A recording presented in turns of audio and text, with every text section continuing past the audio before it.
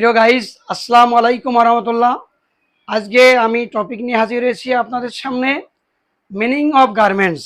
কারণ আমার পেজের নামটি দিয়েছি গার্মেন্টস টিজ এবং ইউটিউব চ্যানেলের নাম দিয়েছি গার্মেন্টস টিজ। তদনুযায়ী আজকের টপিক নিয়েছি মূল বিষয়, সেটা হচ্ছে গার্মেন্টসের মিনিং অফ গার্মেন্টস। এখানে খুবই মজার ব্যাপার, যে বিষয়ের উপর পেজটি তৈরি করা হয়েছে এবং ইউটিউব চ্যানেলটি তৈরি করা হয়েছে সেইটার মিনিং আজকে আমি শেখাবো আপনাদের।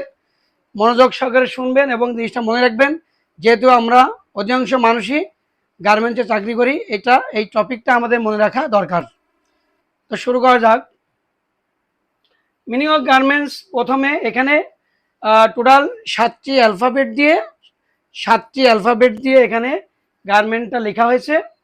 এটার মূল কথা হচ্ছে গার্মেন্টস নয়, নট এ গার্মেন্টস। মূল কথা হচ্ছে গার্মেন্ট। এখানে 7টি অ্যালফাবেট আছে। প্রথমে জিতে হচ্ছে গেইন, বাংলা অর্থ অর্জন। এরপরে এতে অ্যাপ্রুভাল, বাংলা অর্থ অনুমোদন। আর রেডিমেড, বাংলা অর্থ তৈরিকৃত। মডার্ন, বাংলা অর্থ হচ্ছে আধুনিক। ইতি এনাফ, বাংলা অর্থ যথেষ্ট। নিট অ্যান্ড ক্লিন, বাংলা অর্থ হচ্ছে পরিষ্কার পরিচ্ছন্ন। টেকনিক, অর্থাৎ কলা কৌশল। তো এখানে 7টি অ্যালফাবেটেরই অর্থ এখানে আছে এবং এখানে মূল কথা হচ্ছে, এখানে যদি আমি ইংলিশে বলতে চাই তাহলে আমি বলতে পারি, with the approval of the government it is possible to earn enough money by readymade garments with modern technique. আমি ইংলিশটা ক্লিয়ার করলাম, আবার শোনেন।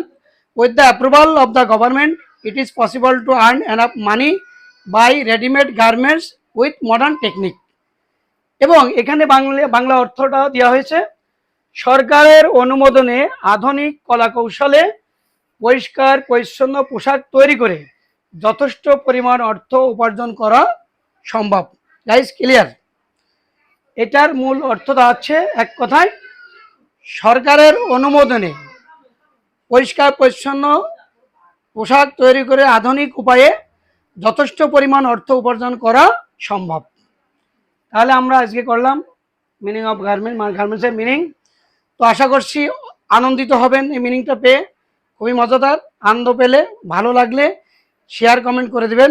ইনশাল্লাহ আমরা আগামী টপিকে আরও সুন্দর মজার জিনিস নিয়ে হাজির হব।